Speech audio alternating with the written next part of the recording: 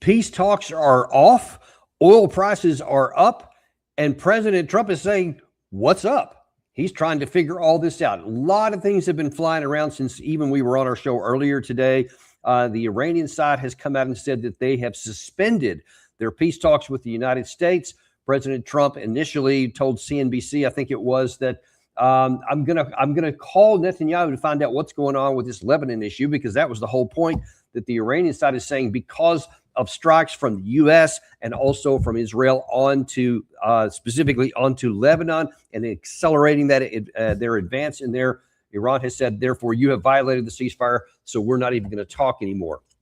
To try and see if it's even possible to put all this together and find out what in the world is going on. We have back with us today Matt Hoh, always a good friend, former U.S. Marine Corps captain, State Department official, and currently Associate Director of the Eisenhower Media Network.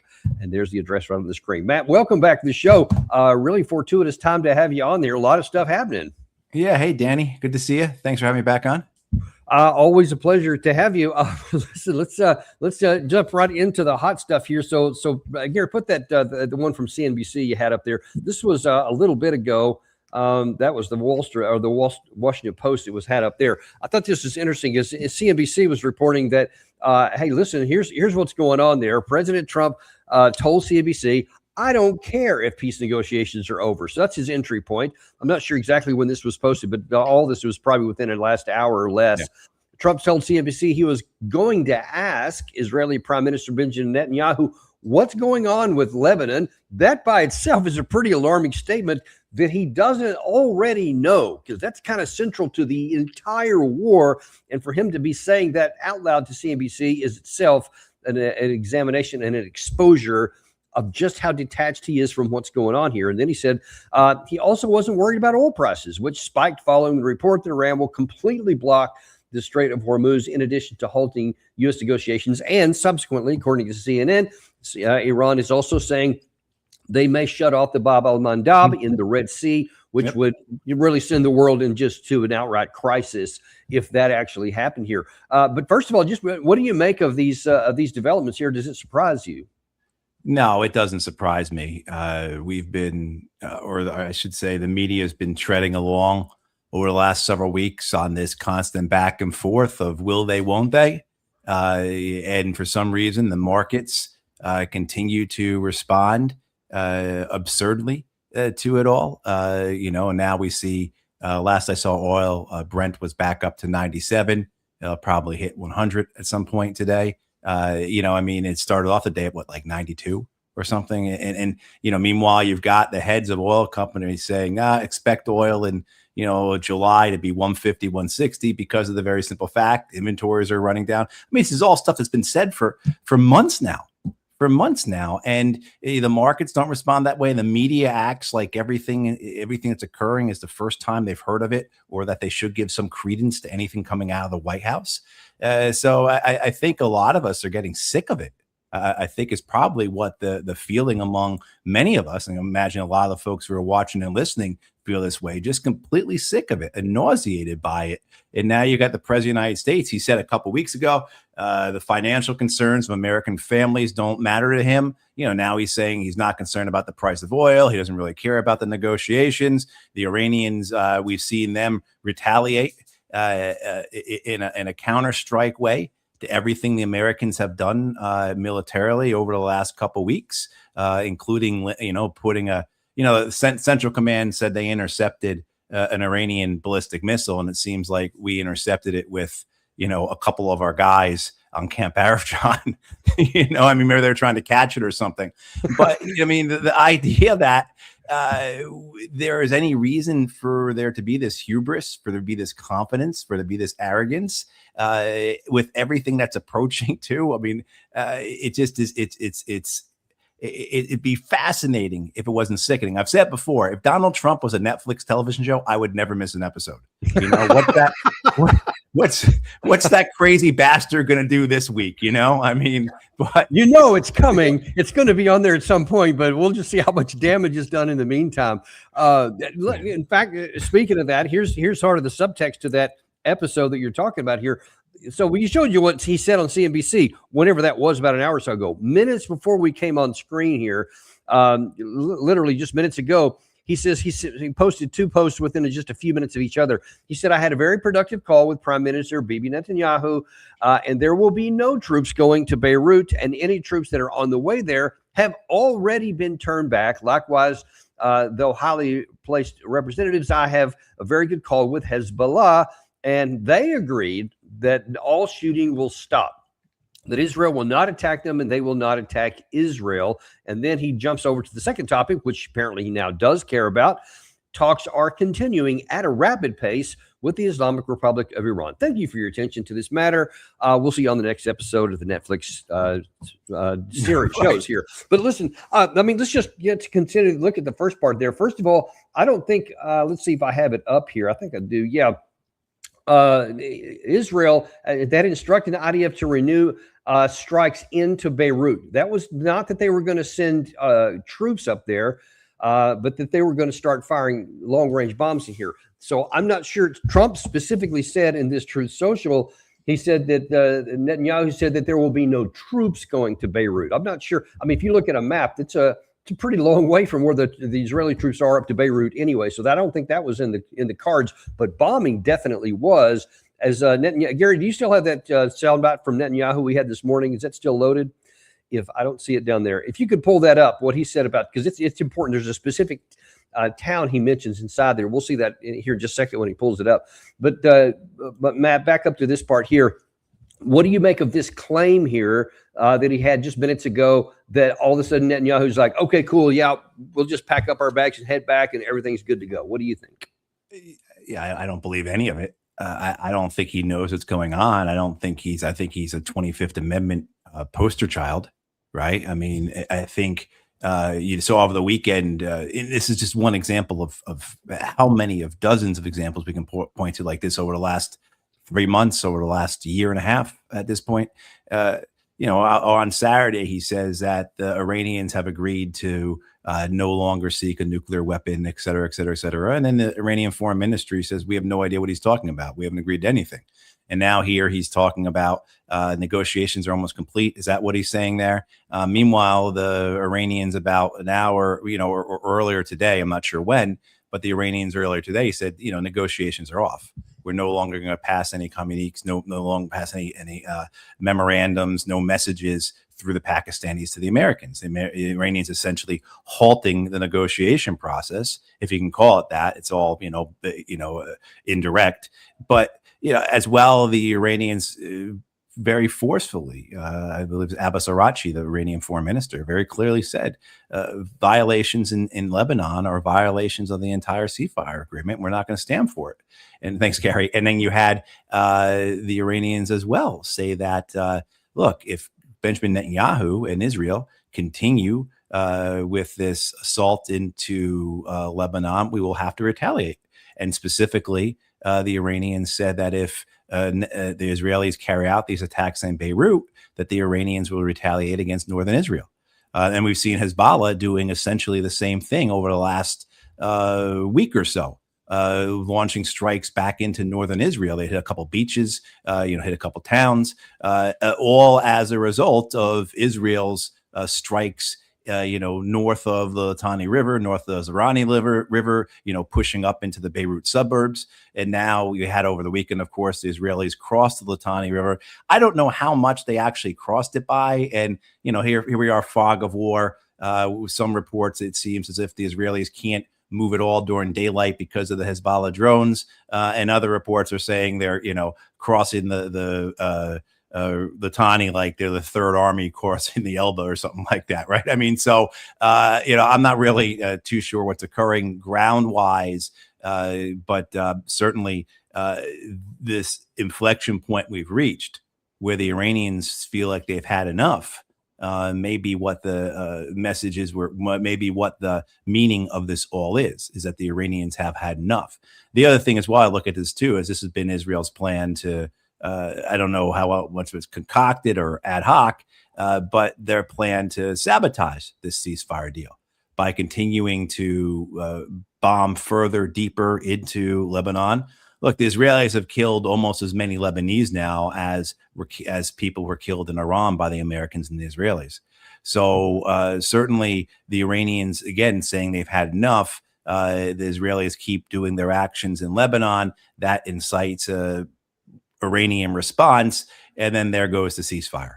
Right. So, I think by the that's way, the meaning we're here's getting the at map. You can see the map on the screen here. These green patched areas north of the Israeli border. That's where IDF troops have moved into. So you see that the Litani River is right there in the middle. If you can see that on the screen right there. So this shows that they've gone a little bit. You can see just a little bit of area past that. It's not clear how far, but you see Beirut still up even north of this. It's not even seen. So there's no troops anywhere near Beirut. So if Trump's saying, "Hey, no worries, no Israeli troops going to IDF or no IDF troops going to Beirut," Netanyahu is probably going, "Yeah, sure, we'll agree to that," because there weren't any anyway. But he did not say that he would not go to bomb the place. And let me show you, I think we have it loaded up now here. Here's what Netanyahu said this morning about bombing in Lebanon. There will not be a situation where Hezbollah attacks our cities and our citizens, and its terror headquarters in Beirut and the Dahiyya remain out of bounds. So he's claiming that, no, man, these guys have been attacking some northern Israeli cities for no reason, absolutely no reason at all. And because they did, we're not going to allow these terrorists to go on. So we're even that area he's talking about, Dahiyya, and I may be pronouncing it wrong, is a portion of Beirut where he wants to attack. Now, what do you think the chances are that Netanyahu said that this morning, and that because of a phone call with with Trump, that he's going to go, all right, you know what? Just forget about it, boys. Just pack it back up and head back home. Yeah, I think there's no chance. I think there's no chance. Interesting seeing too the oil price there at $91 at 9:20 this morning, 9:20 Eastern. I wonder. I mean, like I said last, I saw an hour or so ago, it was up to 97, on its way up to 100 probably. So I think that tells you too something about how even the markets, which again have been incredibly irrational over the last 3 months, even how the markets are feeling about this, that we are going back into it. I felt, Danny, that maybe this type of indefinite ceasefire, frozen conflict, feeling their way through it process would last until August, when the real economic pressure came on the United States, when those oil prices had gone up, but then all the downstream products, all the byproducts of oil and gas, all those that supply chain demand, supply side problems really started to have an effective inflation in the U.S. And I figured that would be about in August. And that's when I think the White House would have said, okay, we need to figure out a way to declare victory and get out of this. But hang on. Even before you finish here, let me ask, help me understand what even you perceive as the logic. Why, with the fundamentals all moving in that direction, if we had stayed in the frozen conflict phase, why wait till August when the damage is manifesting, instead of doing something now to prevent that from happening when it's going to? Because it's the same irrationality as the markets. I think it's this. I don't want to call it hope, because it's not hope. It's more of a fear. It's a more of being in contradiction to the establishment. But in the White House's case, it's more of the political constraints they have. They feel that they have no room to maneuver on this. And I'm not offering any sympathy to the White House. I'm just trying to understand how they're going through this. They are attacked from their own party on ending the war. They're attacked by the Democrats on ending the war. Even among progressive Democrats, there's no calls out to end the war. You're not hearing from Bernie Sanders or Ocasio-Cortez or Ilhan Omar or Rashida Tlaib or anyone about ending the war, about the need to get a negotiation done. They speak poorly of the war. They criticize it. But where is the call for a negotiated end to the war coming from progressive Democrats? And of course, the attacks on the administration from centrist or blue dog Democrats over the last couple of weeks have been deliberate and well coordinated, inspired by AIPAC and the Israel lobby. So I think the White House, along with the narrative that the White House has presented, Donald Trump himself, for more than a decade now on Iran, they've painted themselves into a corner here. So I feel like, let me ask you that question. I'm glad you brought that up because actually, just because as a precursor, if anybody didn't see our earlier show today, this was this morning. It was actually posted at 1 a.m. in the morning, but Trump was complaining about that. He said, listen, don't the Democrats and very seemingly unpatriotic Republicans understand that it is much tougher for me to properly do my job and negotiate when political hacks keep chirping and blah, blah, blah, all this kind of stuff, right? So why then do I not hear just chirping from some so-called Democrats, right? So you talked about Bernie Sanders, AOC, and several other progressives. I mean, I don't see any reason why they would not be calling for an end to this war, especially Bernie Sanders, because, I mean, he's lived on that in the past, but he's definitely no friend of Israel. So what gives, man? Where is the anti-war movement? The Democrats view this as beneficial politically. They would two things. One, the Democrats want to see the war continue. They'll oppose it. But just like with the Iraq war, if they have any ability to end it, they won't, because they see being in opposition to a war that is failing, a losing war, to be much more politically beneficial to them than to ending a war. The other side of it is they want to be on the right side of this. And this is where the your corporate, moderate, centrist Democrats, understand it, where certainly the Democratic National Committee and the DCCC and DSCC and all these other Democratic Party organizations understand it, that, look, if Donald Trump does get a deal with the Iranians, and this is going to cause such heartache from the Israel lobby that they're going to defund, right? They're going to pull funding from some of his candidates. So any Trump candidates in the midterms that are running on a platform, campaigning, saying Donald Trump did the right thing by allowing Iran to keep its ballistic missile program, by unfreezing Iranian, by giving billions of dollars to the Iranians, right? Any of those candidates are going to be defunded by AIPAC and the Israel lobby. And then that money is going to go to pro-Israel Democrats. This is what AIPAC and the Israel lobby have done for decades, essentially, right? I mean, this is how they keep order. This is how they enforce discipline. And there's no reason why I don't think that the Israel lobby wouldn't enforce discipline against Donald Trump. So this idea that if he does make a deal, the Democrats feel that then they may benefit politically by picking up Israeli lobby support in House races where the Republican is a Trump candidate and is supporting Trump's peace deal. So, I mean, I think that's the way the Democrats are looking at it here. Either we oppose this war in name only, but do nothing to end it, because it's better for us if Americans are dealing with 8% inflation in November, and everyone will understand where that came from.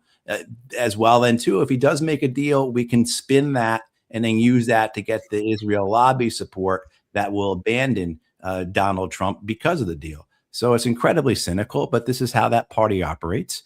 And so this is why there is no anti-war movement, politically at the national level. The Democrats put forward the war powers resolution, but you and I and, everyone knows that that's ineffectual. That's not going to, first of all, it's probably unconstitutional. And, should have Bruce Fine come on and talk about that. Bruce could, it'd be great to talk about that. But this whole idea that even if it does pass, two things happen. One, Trump vetoes it and it doesn't matter. Or somehow, if there's a change in heart by the entire Republican Party, they override the veto. And then the war powers resolution is enacted. And then Donald Trump is supposed to voluntarily say, okay, I'm bringing the troops home. There's no enforcement mechanism. The action of the war powers resolution doesn't mean Congress can't pass money for the war. It doesn't mean that the Defense Department can't spend money for the war. They're not supposed to. But does anyone think that the Trump administration is going to say, the House of Representatives, the U.S. Senate, they passed this war powers resolution, so too bad, so sad, we have to end the war? I mean, that's not going to happen. But so this is what the Democrats put forward as their vehicle to end the war, is something that essentially is toothless. It doesn't have any chance of actually having any real effect. And so with Democratic opposition in the war, by and large, is entirely performative. It's entirely performative. I mean, we saw this back end of March or so, when the Democrats supposedly had the vote at that time to get the War Powers Resolution passed in the House, and they went on recess for the Easter holiday rather than vote on it. You know, I mean, we saw the priority there. There's no interest in ending this thing, and so if I can summarize, then we're screwed. Number one, that's the headline, because the American people don't matter. The American armed forces, the men and women I'm talking about, don't matter. No one cares if they live or die. 13 are dead, 400 wounded that we know of. Right. That's what's being publicly said. Our 16 bases are damaged or destroyed. Price of gas now is spiking back again. Even besides that, and we had Art Berman, an oil industry expert, on to clarify that. By the way, don't pay too much attention to that piece of paper price of what was 90 something when he was on our show. Or, I'm sorry, it was in the 80s when he was on for WTI.